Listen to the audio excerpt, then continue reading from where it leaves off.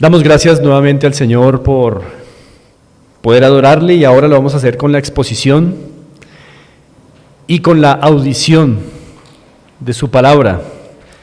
Juntos son actos que bíblicamente se constituyen como parte de nuestra adoración corporativa cada día del Señor, como en esta mañana.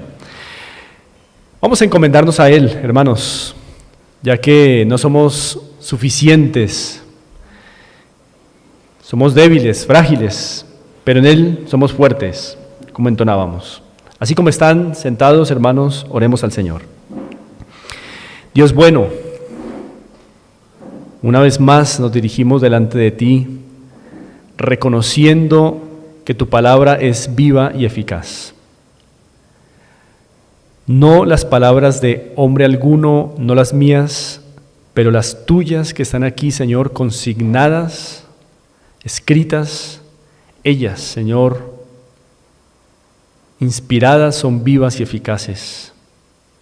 Úsalas poderosamente en la vida de todos nosotros como iglesia local en esta mañana, para que, Señor, recibamos de ti todo aliento, todo ánimo. Supla, Señor, la necesidad que tenemos de ser más conformados a la imagen de Cristo. Esto te lo pedimos en el nombre de nuestro Señor Jesucristo. Amén. Quiero, hermanos, que nos ubiquemos en el libro de la profecía de Miqueas. Vamos a ir al profeta Miqueas. El libro de la profecía de Miqueas.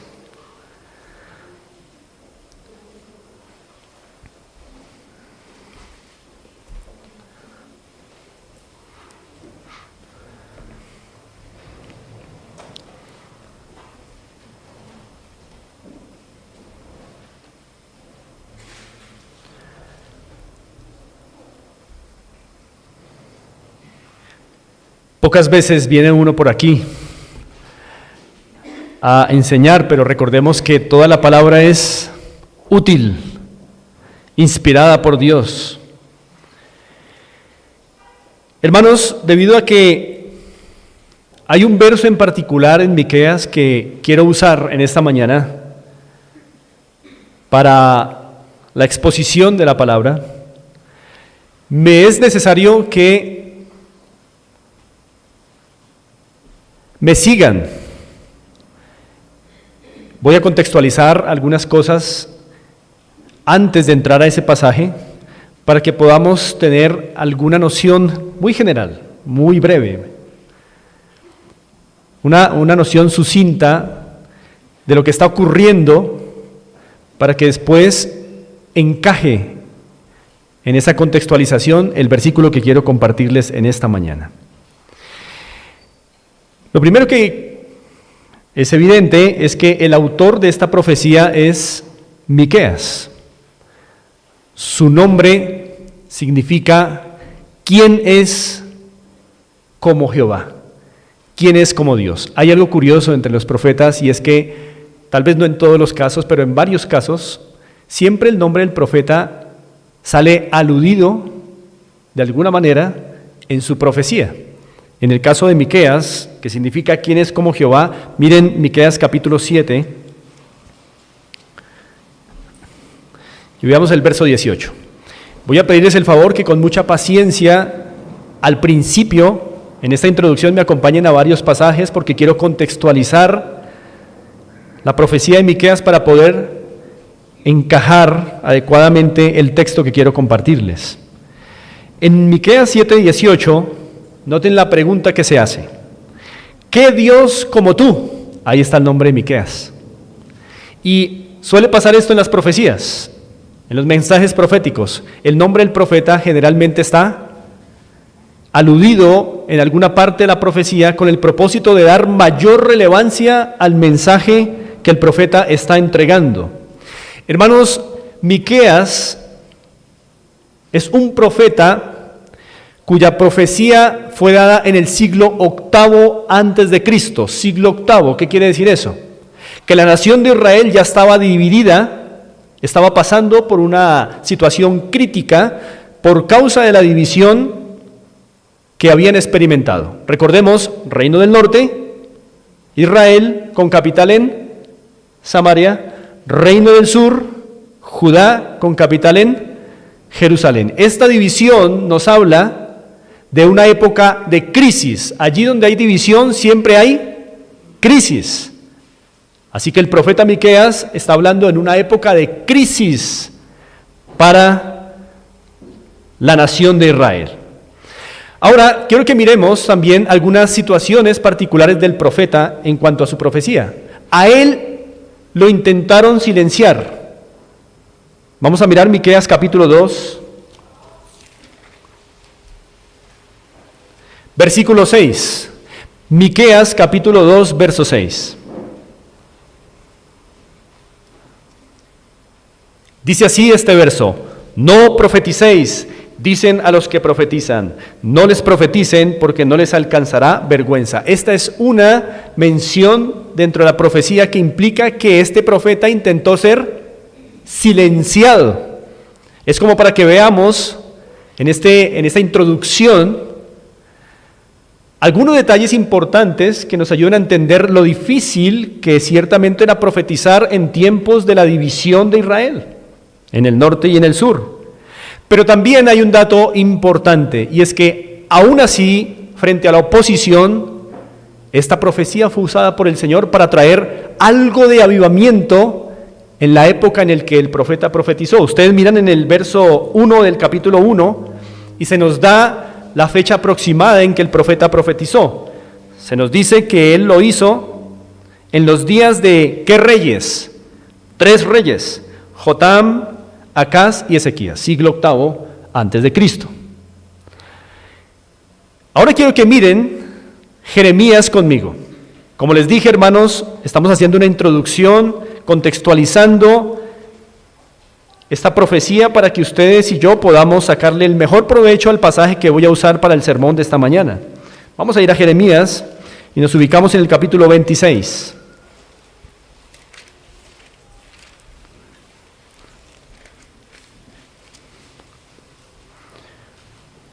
Leamos los versos 17 al 19. Lo leo a favor de ustedes. Jeremías 26, 17 al 19 dicen así: entonces se levantaron algunos de los ancianos de la tierra y hablaron a toda la reunión del pueblo diciendo: ¿a quién citan?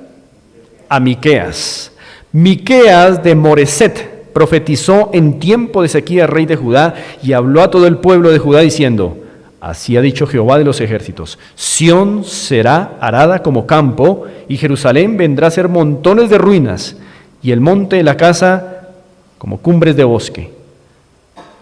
Conclusión de la citación en el verso 19. ¿Acaso lo mataron Ezequías, rey de Judá, y todo Judá? ¿No temió a Jehová y oró en presencia de Jehová, y Jehová se arrepintió del mal que había hablado contra ellos?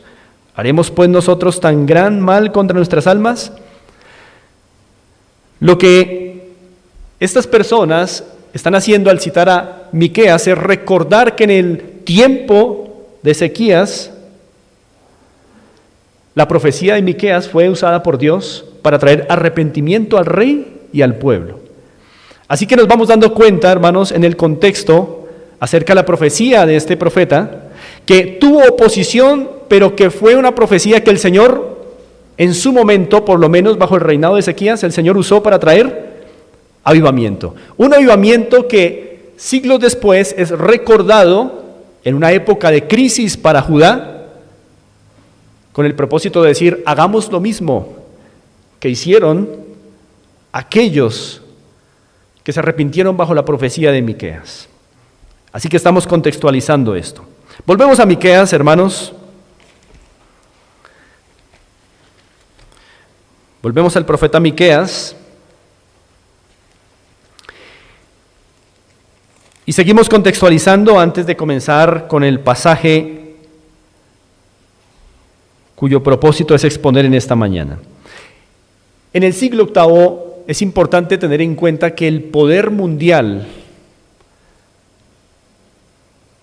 gentil en el mundo era Asiria. Así que cuando el profeta Miqueas profetiza, lo hace con ese contexto en mente. Hay un poder gentil que está dominando y es el poder asirio. Pero también la profecía deja ver que un futuro poder se levantará, el babilónico. Pero en el momento del profeta, en el momento de su profecía, es Asiria quien tiene el poder. Ahora quiero que miremos quiénes son los destinatarios. Miremos Miqueas 1:1.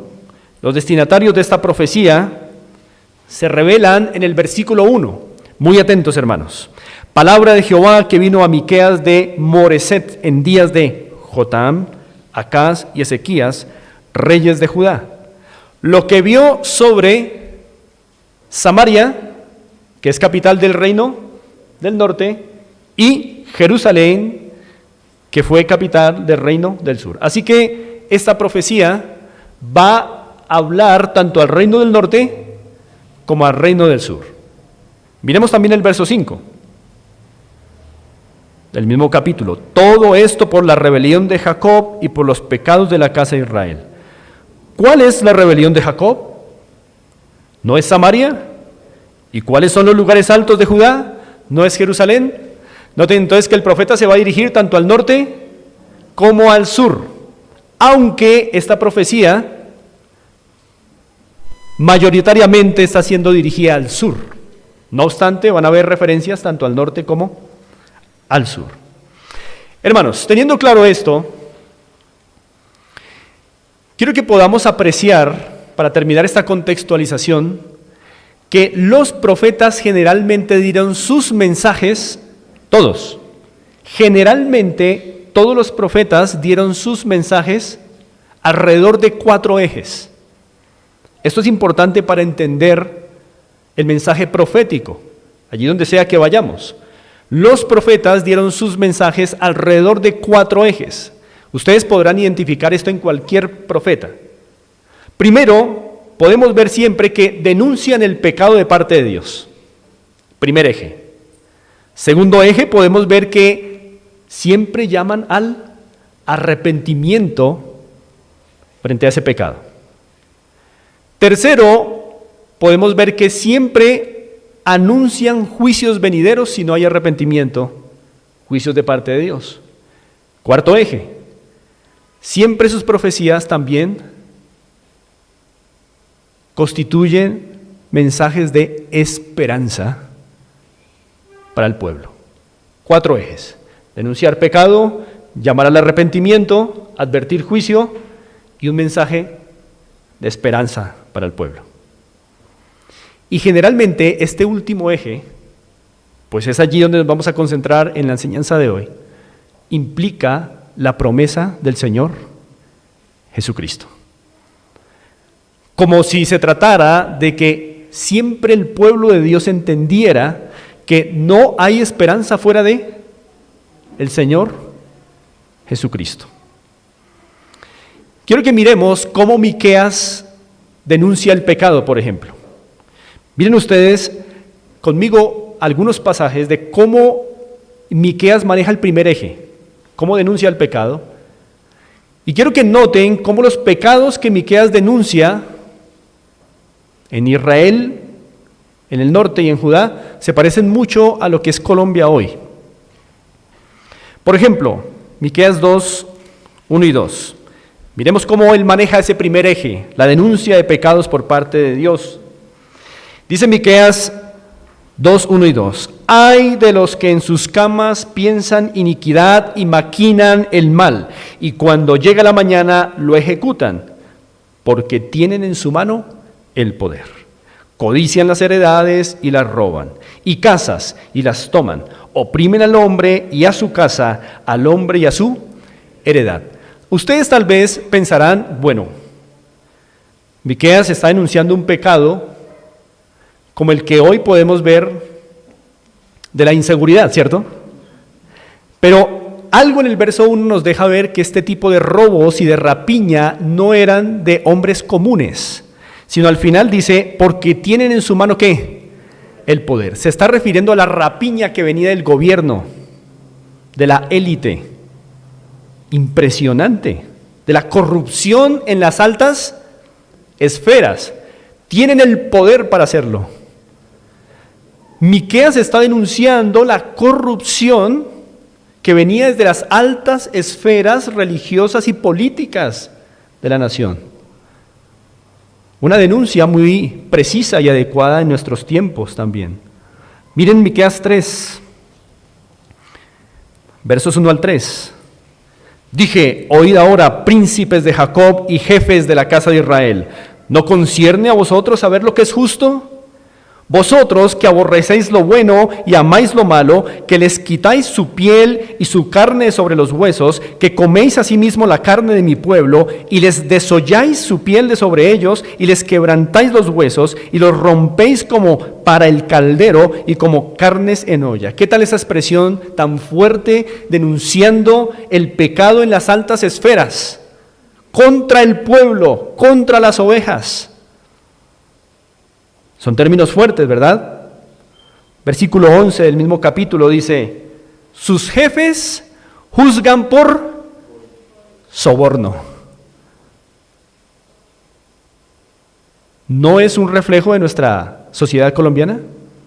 Sus sacerdotes enseñan por precio y sus profetas adivinan por dinero y se apoyan en Jehová diciendo, no está Jehová entre nosotros, no vendrá mal sobre nosotros. Miremos por ejemplo también Miqueas 5, 12 y 13.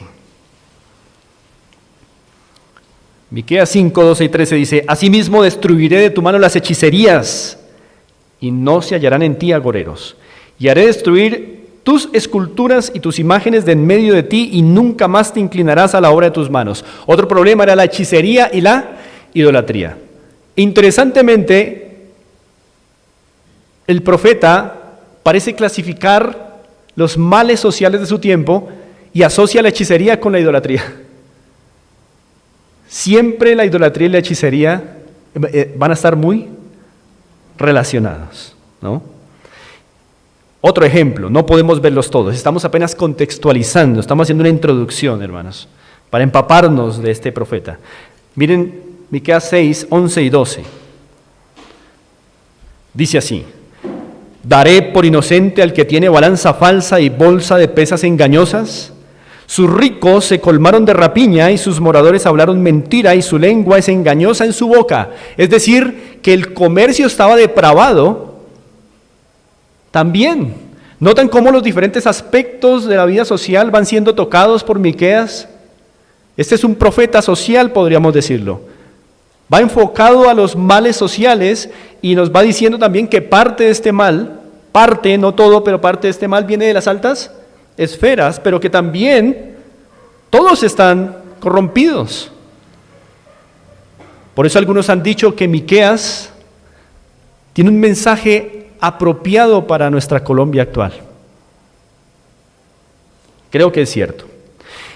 Así que esa es la manera en que Miqueas denuncia el pecado. Ahora miremos cómo llama al arrepentimiento. Capítulo 1, versículo 2. Oíd, pueblos todos, solamente esa expresión, oíd, pueblos todos. La manera en que Miqueas va en su profecía a llamar al arrepentimiento es diciendo, oíd, esa es la característica, oíd. Ese es un llamado al arrepentimiento. Es también lo que cada pastor hace cada domingo en estos púlpitos. Decirse a sí mismo, oíd, y decirle al pueblo, oíd. Casi que cada sermón es un llamado al arrepentimiento, y es lo que está haciendo aquí Miqueas. Organiza su profecía en 3 grandes secciones, y cada sección comienza con un oíd. Miremos el 3:1. Dije, oíd ahora, príncipes. Otra vez, el segundo oíd, y abre una nueva sección en la profecía. Y miren el 6:1. Oíd ahora lo que dice Jehová. El tercer oíd, que abre la tercera y última sección de esta profecía. 3 secciones importantes con 3 temáticas y todas comienzan con oíd, arrepiéntanse. Así que el profeta ha denunciado el pecado, primer eje, y el profeta también ha llamado al arrepentimiento. Cuando un profeta denuncia el pecado, en última instancia lo que quiere es dejar claro algo: la santidad de Dios. Y cuando un profeta llama al arrepentimiento, en última instancia lo que quiere dejar claro es que Dios es un Dios justo. Y también un Dios longánimo, un Dios que espera, que es paciente. Ahora miremos cómo Miqueas advierte sobre el juicio. Miremos, por ejemplo, Miqueas 1:15.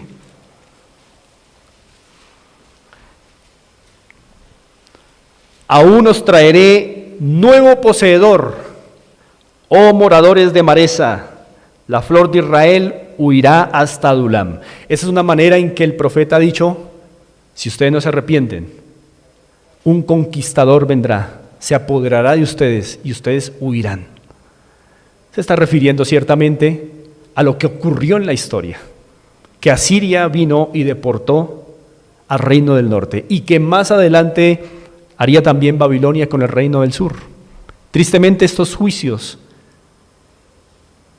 se vieron concretos en la historia de Israel y de Judá. Miren el 3:12, Miqueas 3:12. Esta es la profecía que cita el libro de Jeremías.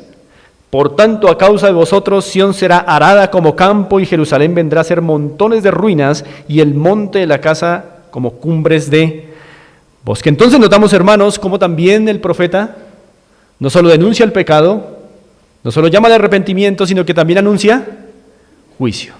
Y por último, en esta introducción, veamos cómo el profeta da un mensaje de esperanza. Miqueas capítulo 4, versos 1 y 2. Acontecerá en los postreros tiempos que el monte de la casa de Jehová. ¿Cuál monte? Pues ese que en el versículo anterior se dijo que sería hecho pedazos. ¿Notan el mensaje esperanzador? En el 12 del 3, Sión va a ser hecho pedazos, pero en el 4:1, algo interesante va a pasar con el monte de Jehová. Acontecerá en los postreros tiempos que el monte de la casa de Jehová será establecido por cabecera de montes, mensaje esperanzador en medio del juicio, y más alto que los collados, y correrán a él los pueblos. Vendrán muchas naciones y dirán: venid, subamos al monte de Jehová y a la casa del Dios de Jacob, y nos enseñará en sus caminos y andaremos por sus veredas, porque de Sión saldrá la ley y de Jerusalén la palabra de Jehová. Un mensaje esperanzador que tengo la tentación de explicar, pero no lo haré. Miqueas 5:7. El remanente de Jacob será en medio de muchos pueblos, como el rocío de Jehová. Es decir, se promete que habrá un remanente de Israel, pero en medio de los pueblos. Esto es interesante, ¿eh? Yo creo que le está hablando claro a usted. En medio de los pueblos, remanente de Jacob, es la iglesia. Como el rocío de Jehová, como las lluvias sobre la hierba, las cuales no esperan a varón ni aguardan a hijos de hombres. Y Miqueas 5:2, y he aquí el pasaje del sermón de esta mañana. Leámoslo, hermanos, con la mayor solemnidad, con el mayor aprecio, con el mayor amor. Miqueas 5:2. Pero tú, Belén, Efrata, pequeña para estar entre las familias de Judá, de ti me saldrá el que será Señor en Israel, y sus salidas son desde el principio, desde los días de la eternidad. Mensaje esperanzador. Y este es, hermanos, el texto que usaré para la enseñanza de esta mañana. Pero era necesario lo anterior, contextualizar para entender la necesidad de que los profetas anunciaran esperanza y esa esperanza estuviese enfocada en el tema central de toda la revelación de Dios, Jesucristo. Esta es la única profecía en donde se dice el lugar exacto en donde nacería el libertador, Belén. Hermanos, esta enseñanza se ha titulado La casa de célico pan, la casa del célico alimento. Cuando hablamos de célico, nos estamos refiriendo a lo que pertenece al cielo. La casa del célico pan o del célico alimento. El por qué lleva este título, esta enseñanza, lo veremos poco a poco. Hermanos, concentrémonos entonces de aquí en adelante en el versículo 2 de Miqueas 5. Y comienza este verso con un pero. Y los peros en la Biblia son muy importantes. Son conjunciones adversativas, son conjunciones que nos indican un contraste. Así que lo que se va a decir en el verso 2 contrasta con lo que se acabó de decir. ¿Y qué se acabó de decir? Miremos el verso 1. Rodéate ahora de muros, hija de guerreros. Nos han sitiado, con vara herirán en la mejilla al juez de Israel. Se le está mandando a Jerusalén a cerrarse y a protegerse porque finalmente será invadida por su pecado, por su falta de arrepentimiento.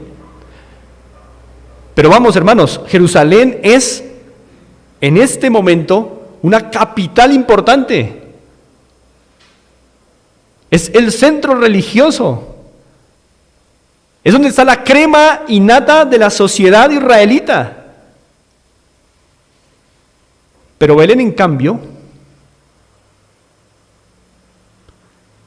es una aldehuela insignificante. ¿Notan el contraste?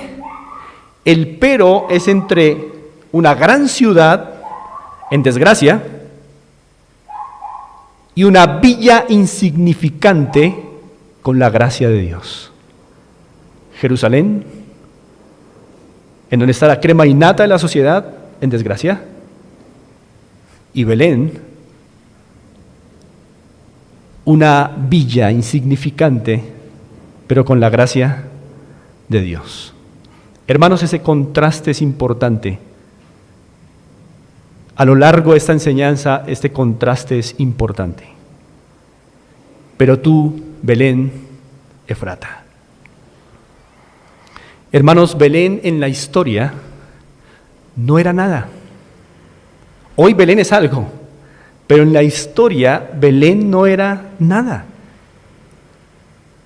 Era una villita insignificante y sin importancia.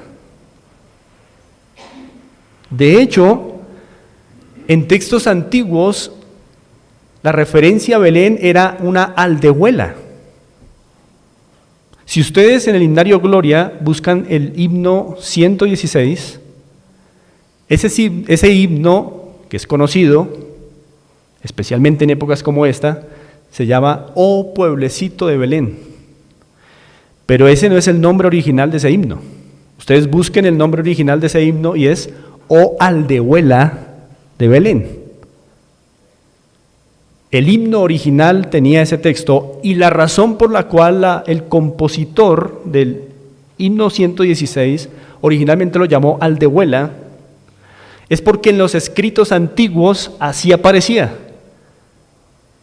¿Y qué es una aldehuela? Pues ni una aldea. Es algo menos que una aldea. Es un lugarcito. Tal vez bonito, pero no más. Insignificante. Hermanos, era un lugar sin importancia. Belén era un lugar sin importancia.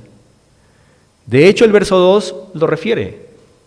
Pero tú, Belén, Efrata, o fructífera, Efratas traduce fructífera. Noten lo que dice aquí el profeta Miqueas: pequeña para estar entre las familias de Judá. Pequeña para estar entre las familias de Judá. Hay una referencia ahí, entonces, doble. ¿Por qué? Porque por un lado se enfatiza que entre las ciudades de Judá, Belén era algo insignificante. Pero hay una referencia implícita a que es más grande a la vez. No quiero ir a ese texto, pero si ustedes miran cómo los fariseos contestaron y los escribas contestaron a los magos, ustedes van a notar un cambio. Cuando Herodes les preguntó en dónde habría nacer el Cristo, ellos dijeron, en Belén, porque así está escrito por el profeta, en Belén de Judá, no pequeña para estar entre las familias de Judá. ¿Por qué el cambio? Aquí dice pequeña para estar entre las familias de Judá y ellos responden, no pequeña. Pueden ustedes corroborarlo, porque es la idea de que en verdad el Señor está diciendo que es pequeña, insignificante, pero a la vez lo que está diciendo es que no lo es ahora. Por un suceso, por lo que se profetiza acá. Pero hermanos, esto nos habla de algo precioso y es que noten cómo Dios siempre exalta a los humildes y humilla a los poderosos. ¿Acaso no recuerdan ustedes en Deuteronomio 7:7, antes de que el pueblo de Israel entrara a Canaán, lo que Dios dijo a su pueblo?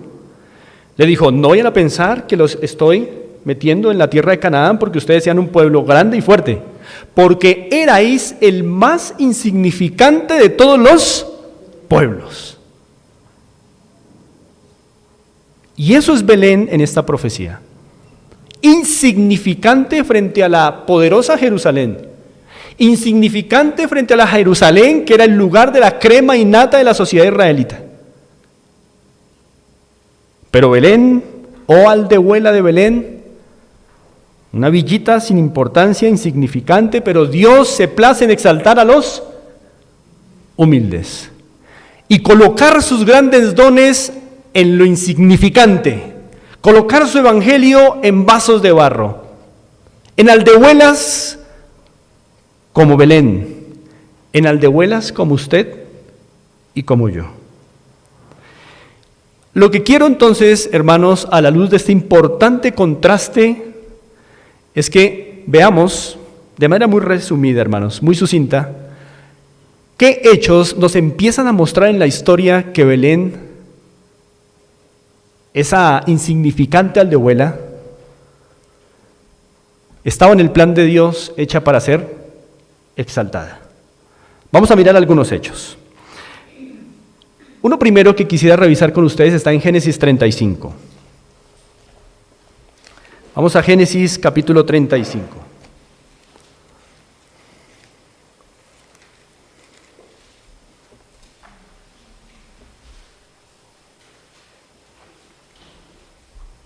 Lo que haré entonces, hermanos, es ir con ustedes mirando algunos hechos que nos van mostrando que en el plan de Dios Belén va a ir siendo exaltada, aquella insignificante aldehuela.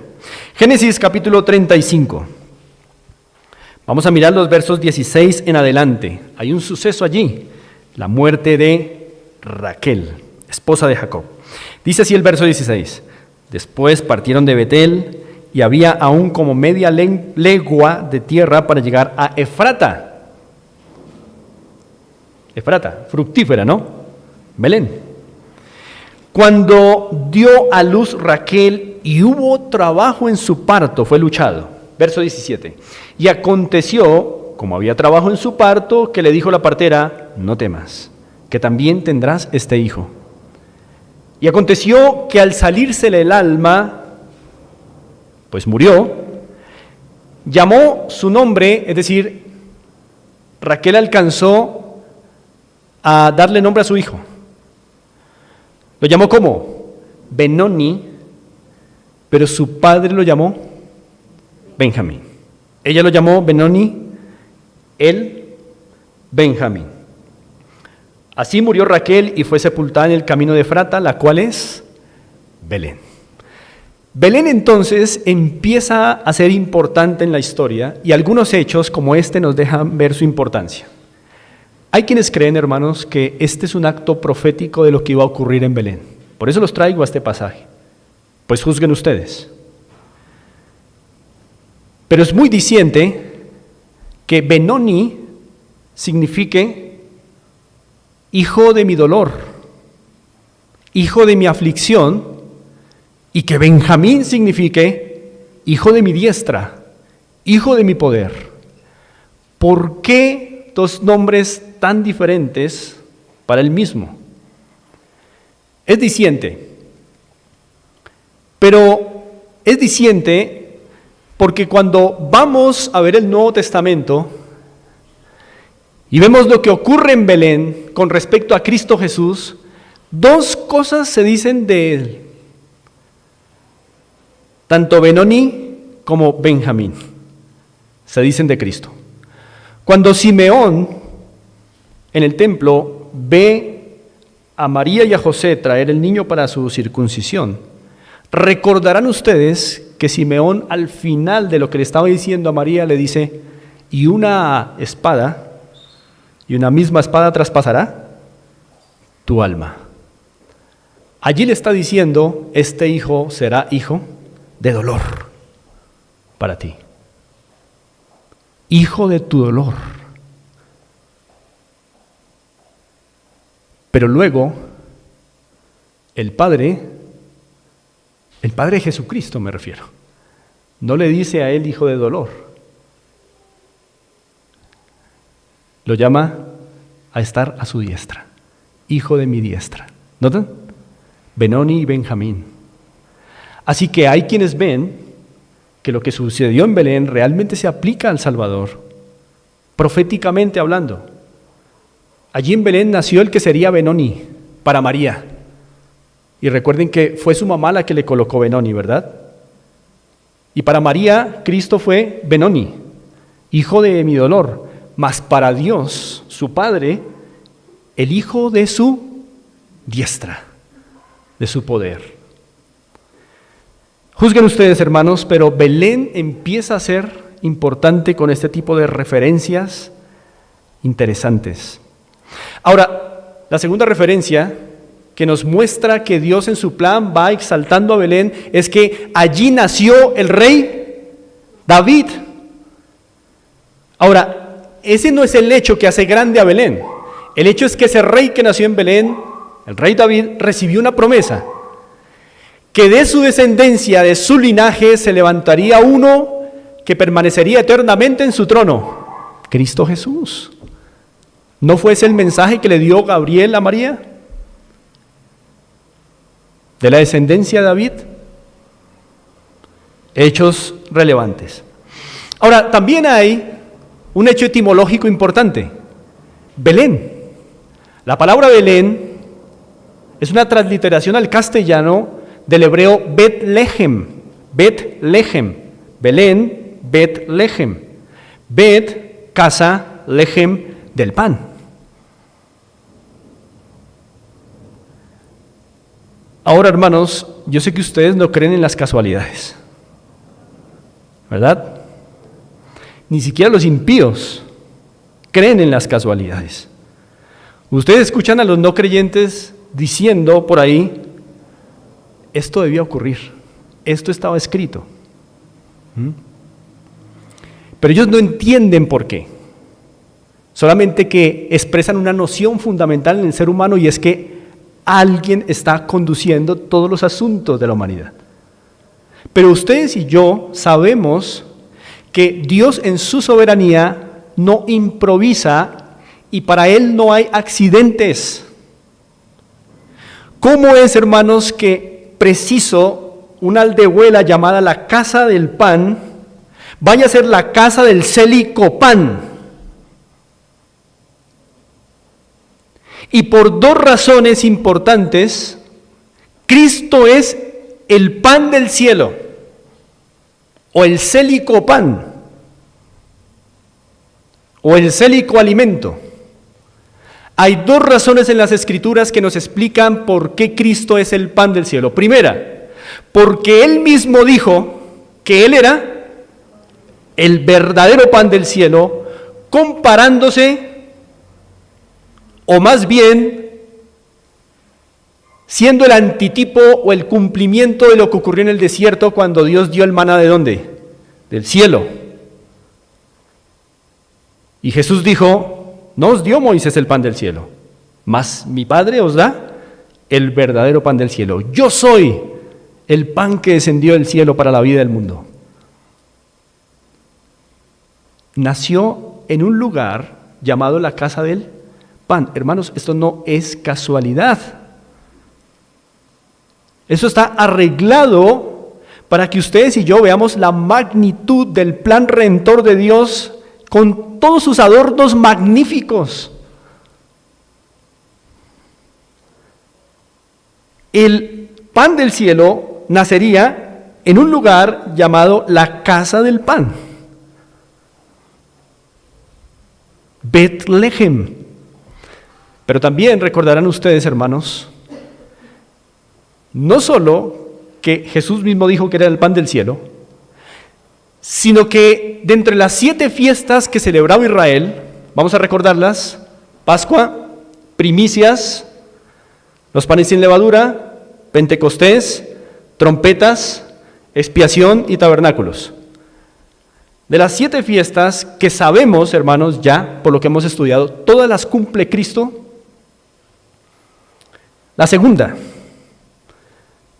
las primicias. ¿Recuerda usted qué se hacía en la fiesta de las primicias? La fiesta de las primicias se celebraba el primer día de la semana después de la Pascua, o sea, un domingo. Primicias. Era el día en el que se ofrecía un pan, no de trigo, porque el trigo todavía no crecía, sino de cebada. 50 días después se ofrecía el de trigo, Pentecostés. Los 50 días antes se ofrecía uno de cebada para dar gracias a Dios por las primeras cosechas de cebada. Pero hermanos, recuerden que el pan de cebada era considerado un pan de menor calidad que el de trigo. Es decir, era un pan humilde. ¿Por qué Cristo quiso representarse con pan de cebada y no de trigo? Esto es interesante. En cambio, ustedes y yo somos comparados con el trigo. El día en que Cristo resucitó de entre los muertos, se estaba celebrando en Israel la fiesta de las primicias. El día en que se ofrecía el pan de cebada, el pan humilde.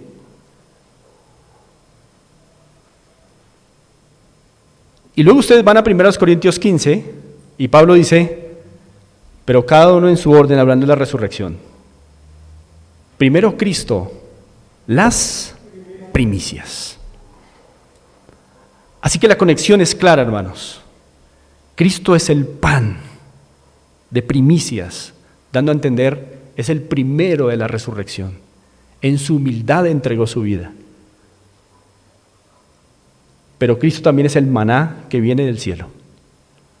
Por eso no es casualidad, hermanos, que Belén estaba en el plan de Dios siendo destinada a ser exaltada por todo este tipo de acontecimientos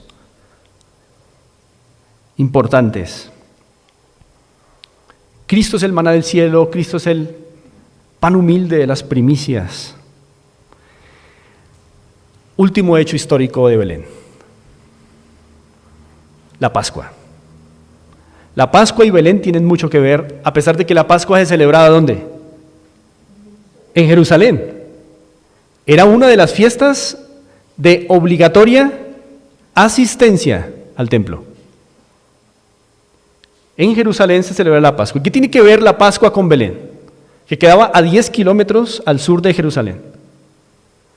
Pues que el cordero pascual que se sacrificaba en el día de la Pascua era traído de Belén. ¿Por qué? Porque Belén era reconocida como una aldea que daba los mejores corderos, los corderos perfectos, corderos hermosos.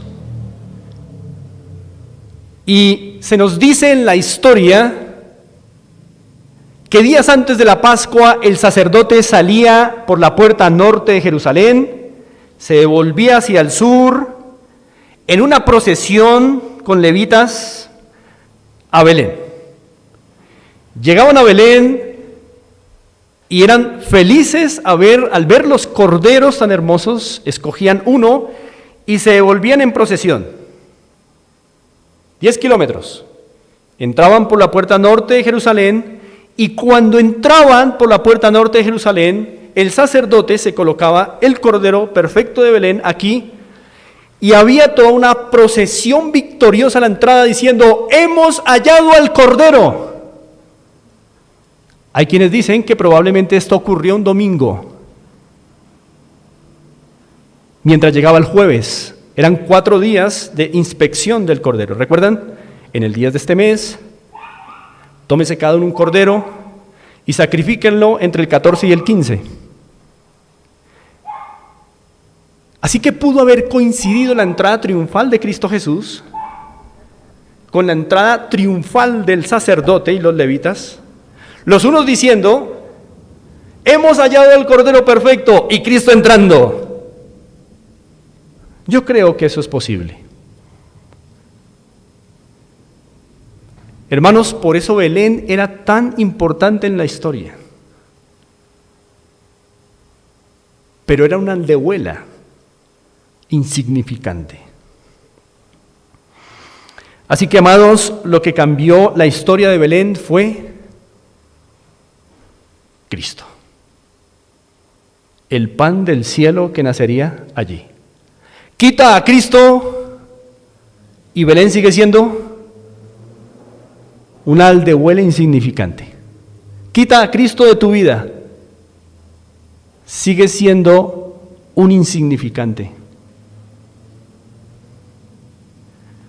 De una aldea pequeña o una aldehuela a ser la casa del célico alimento. Hermanos, como decía, al Señor le place colocar su evangelio en lugares que nosotros no pensaríamos, ¿verdad?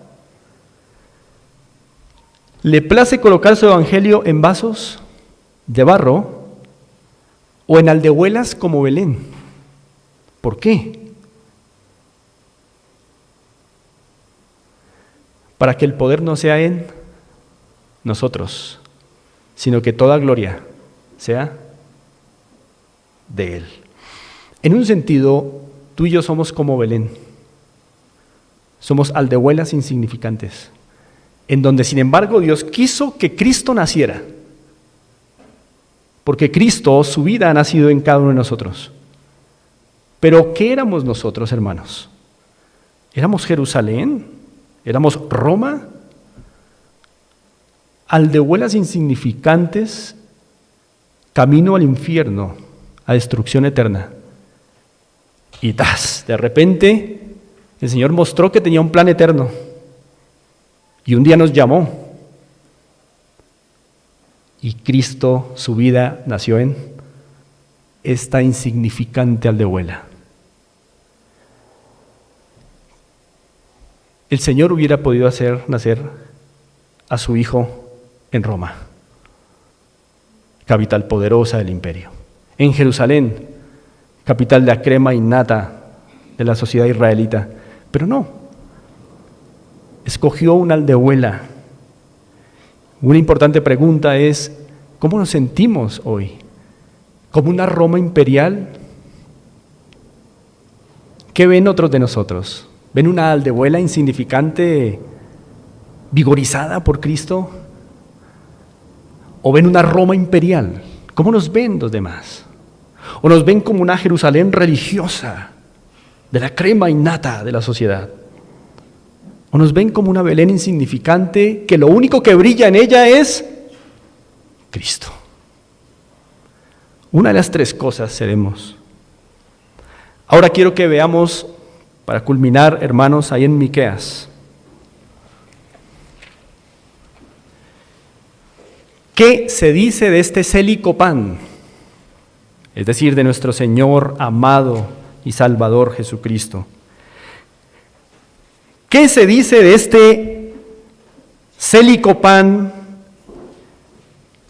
beleño, nacido en Belén.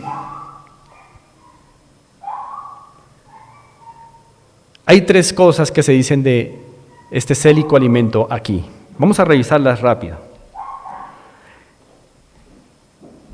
Pero tú, Belén Efrata, pequeña para estar entre las familias de Judá, noten la expresión siguiente: de ti me saldrá el que será Señor en Israel.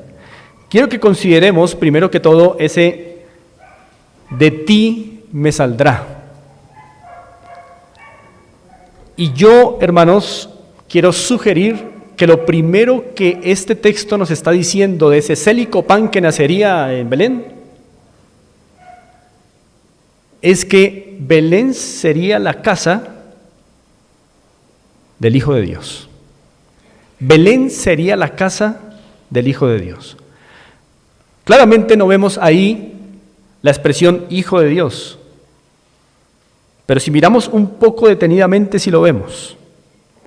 Miren la expresión: de ti saldrá o me saldrá. De ti saldrá, no. De ti me saldrá a mí.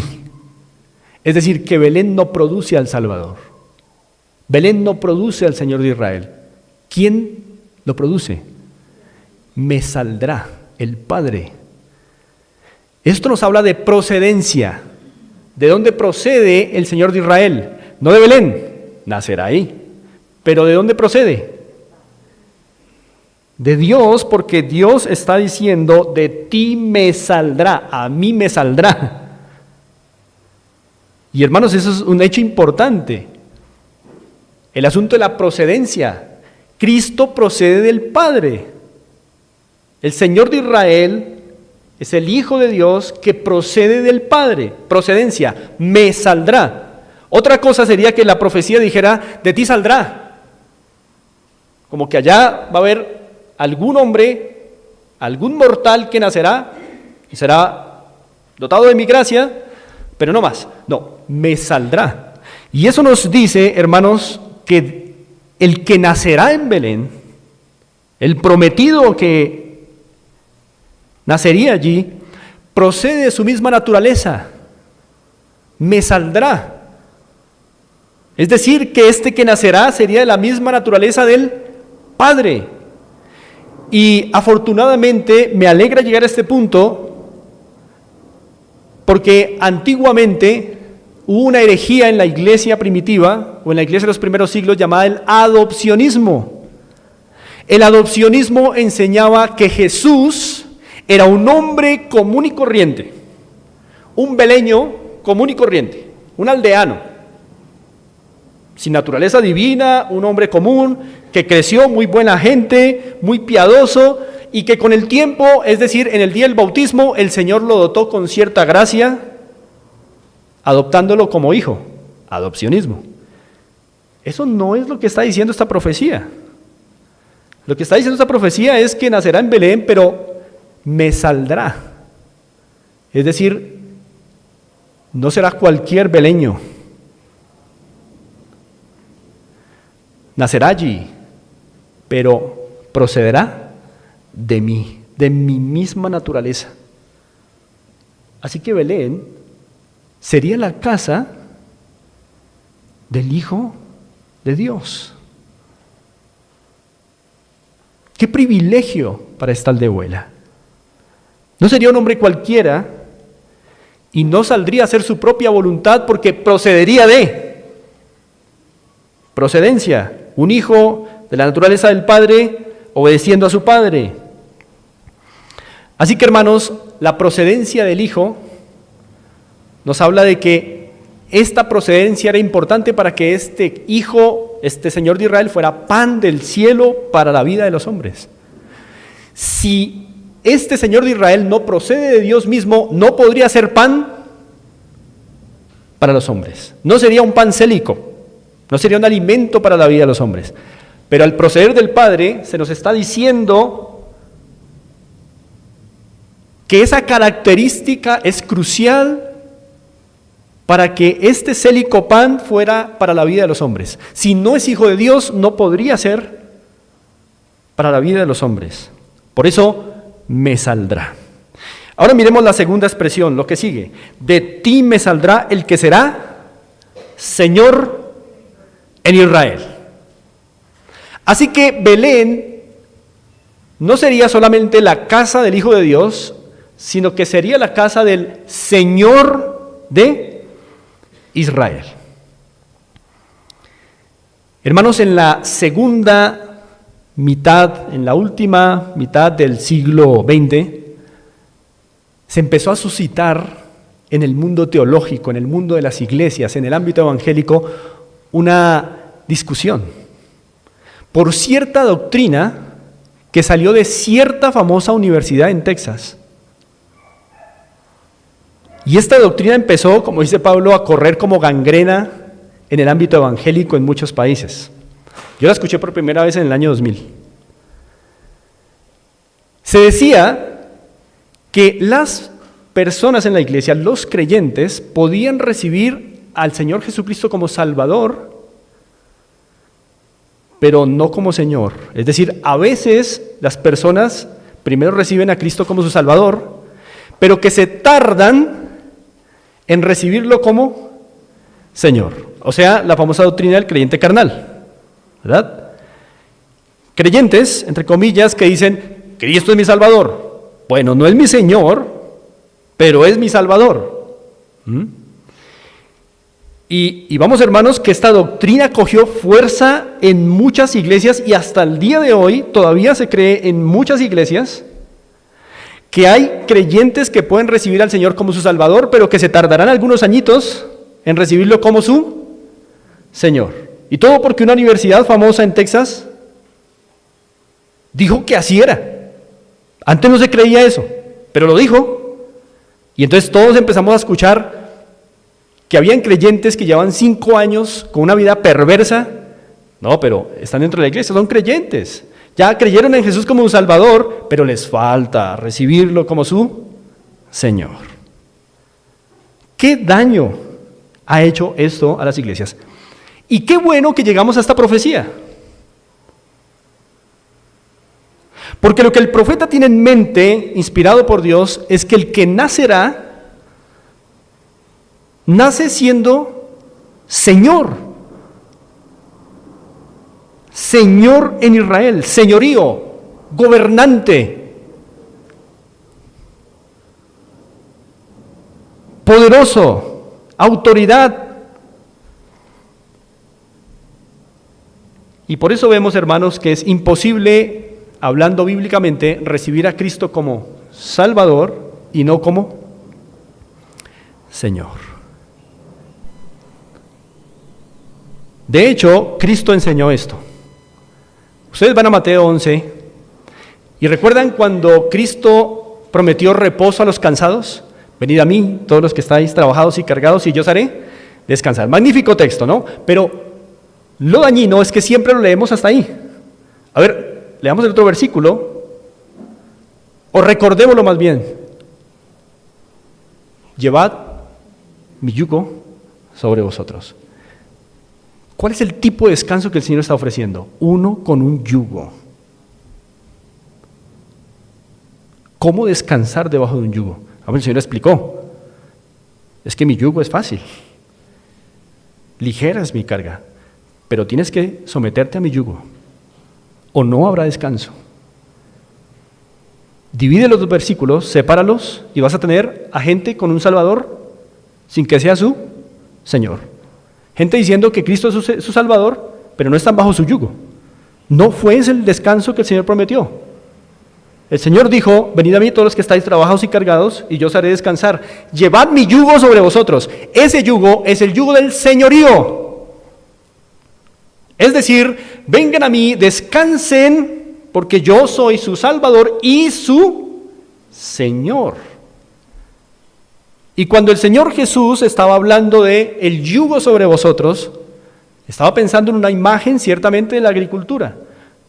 Recordemos que para surcar las tierras y poder sembrar, se hacía con cónyuges. Es decir, con un buey enyugado con otro. Fuerza para el trabajo.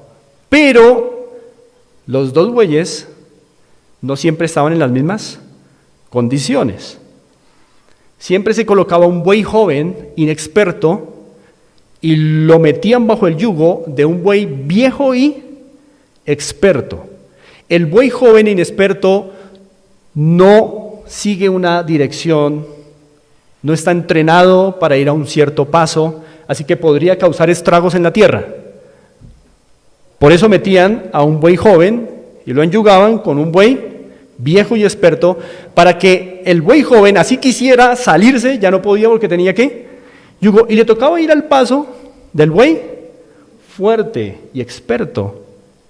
Es la idea de camina conmigo, obedéceme, y entonces tendrás reposo para tu alma. Así que, hermanos, el Señor de Israel es eso, Señor. Se promete no que nacería solamente un Salvador, de hecho esto es en los términos más hermosos. Dios mismo diciendo, el que será Señor en Israel nacerá. No solo Salvador, pero Señor. Y creo que la palabra Señor implica al Salvador, porque la palabra Señor implica que Él como Señor salva a sus escogidos, pero también condena. Las dos cosas están en la misma palabra. Como Señor, salva y condena, porque es Señor. Así que, hermanos, este punto es importante. Pablo predicó también así. Pablo dice, predicamos a Cristo como Señor y como Salvador. Recordarán ustedes, ¿no? Como las dos cosas. No puedes tener un pedazo de Cristo y otro no. Nos unimos a Él como Salvador y como Señor desde el día 1 de nuestras vidas. Y aprendemos a ir bajo el mismo yugo de Él, obedeciéndole. Se ven evidencias. No puede ser que alguien que diga que Él es su Salvador siga igual su vida y que digamos, es un creyente carnal o que ya recibió al Señor como Salvador, pero le falta recibirlo como Señor. Absurdo, no es el mensaje escritural. El que nacería en Belén, en Betlehem, en la casa del pan, sería Señor en Israel. Quiero que miremos Lucas capítulo 6.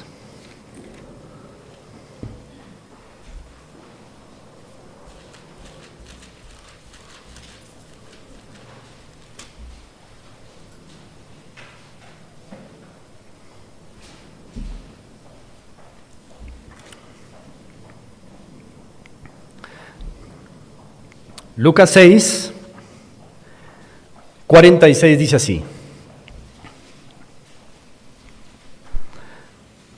¿por qué me llamáis Señor, Señor, y no hacéis lo que yo digo?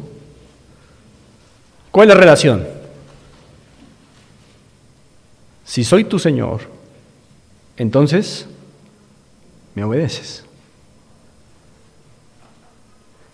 Y si está establecido que el que nacería en Belén es Señor, y que Pablo dijo, predicamos a Cristo como Salvador y Señor, entonces no se puede recibir a Cristo como solo Salvador.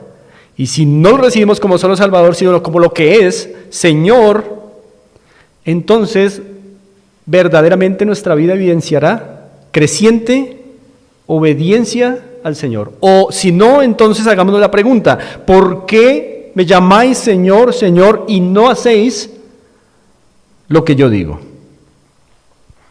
Amados, si ustedes dicen tener a Cristo como Señor,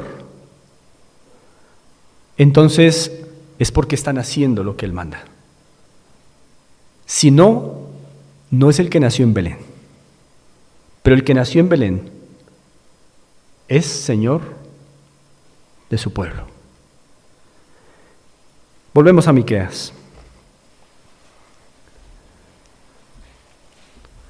Y por último, dice, y sus salidas son desde el principio, desde los días de la eternidad. Pero tú, Belén Efrata, pequeña para estar entre las familias de Judá, de ti me saldrá el que será Señor en Israel, y sus salidas son desde el principio, desde los días de la eternidad. Así que aquí vemos lo tercero que se nos dice de este pan del cielo, de este alimento célico que nacería en Belén. Que Belén sería la casa del Hijo de Dios, ya lo vimos, que Belén sería la casa del Señor de Israel, y 3, que Belén sería la casa de la misteriosa persona de Cristo, de la misteriosa persona de Cristo. Eso de que sus salidas son desde el principio, desde los días de la eternidad, ciertamente nos plantea un misterio enorme, hermanos, y tremendo. Desde el principio de los días de la eternidad. Quiero que noten ustedes la comparación entre dos términos aquí, entre dos salidas. El saldrá, de ti me saldrá, y el salidas y sus salidas son desde el principio. Hay dos tipos de salida ahí. Me saldrá, ya lo vimos, procedencia de Dios, pero me saldrá ¿en dónde? En Belén. El primer saldrá es en Belén, me saldrá en Belén. Pero el segundo, sus salidas son desde el principio de los días de la eternidad, es otra salida. Una salida es en Belén, la otra salida es en la eternidad. Es una misteriosa persona. Este pan del cielo es una misteriosa persona.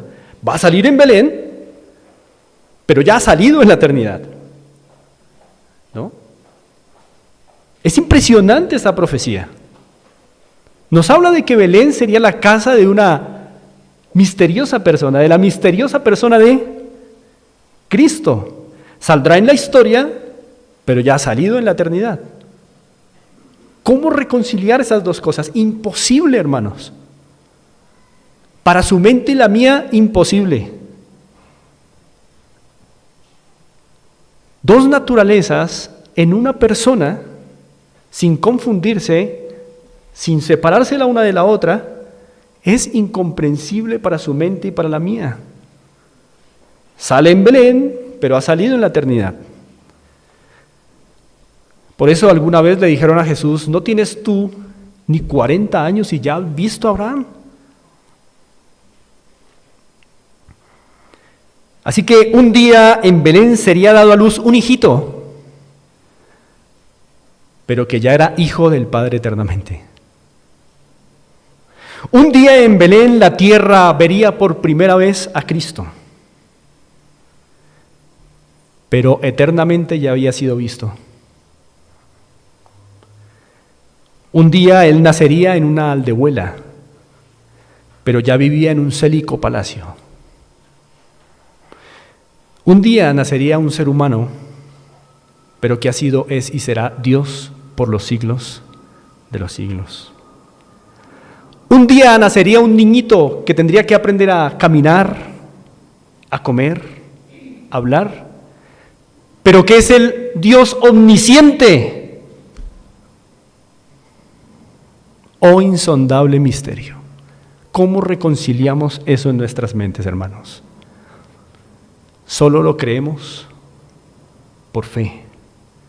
Pero si no hubiera sido así, usted y yo no podríamos ser salvados. Tenía que ser Dios y sus salidas desde la eternidad, ser el eterno, y a la vez tenía que ser hombre, un bebecito naciendo en la aldehuela de Belén, para que usted y yo pudiésemos ser redimidos. Hermanos, ¿no es eso más que el vestido y que la comida? Con esto tendríamos para vivir gozosos toda la vida, pero todavía nos preocupan otras cosas. El himno 174 dice así, titulado «Qué bella historia». Déjenme leerle la estrofa 2 del himno 174. Qué gran misterio tan incomprensible. El Verbo se encarnó y al mundo descendió. El plan oculto revelóse al hombre y por su tierno amor me levantó. Y el coro dice así: oh, cuánto le amo y fiel le adoro. Él es mi vida, mi redentor. El Rey de gloria vino a salvarme y a revelarme al Dios de amor. Hermanos, su doble naturaleza es un misterio para nosotros. Dos naturalezas, divina y humana, el eterno y el histórico, en una sola persona para nuestra redención. Pan célico para nuestras vidas. Oh, cuánto le amo y fiel le adoro, dice el himno. ¿Lo amamos? ¿Lo adoramos? Hay épocas que ponen a prueba este amor y esta fidelidad del himno, esta de Navidad.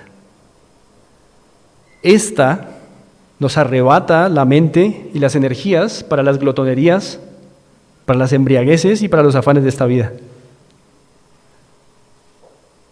Pero no se nos olvide, hermanos, todo lo que ocurrió en Belén y todo lo que está implicado en Miqueas 5:2 para que usted y yo pudiéramos estar aquí con el derecho de adorar a Dios y tener la esperanza de ser salvos eternamente.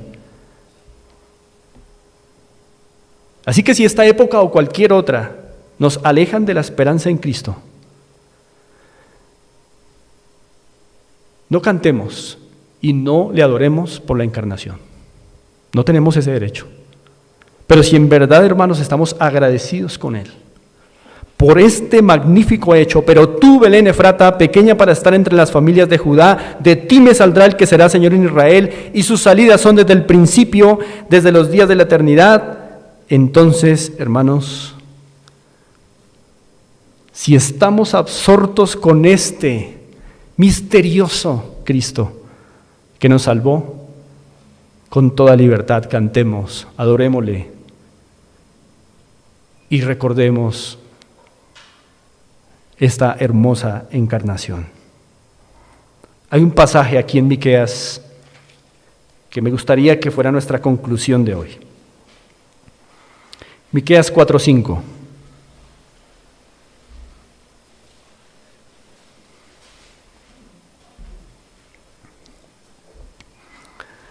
Aunque todos los pueblos anden cada uno en el nombre de su Dios, nosotros, con todo, andaremos en el nombre de Jehová nuestro Dios eternamente y para siempre. ¿Por qué?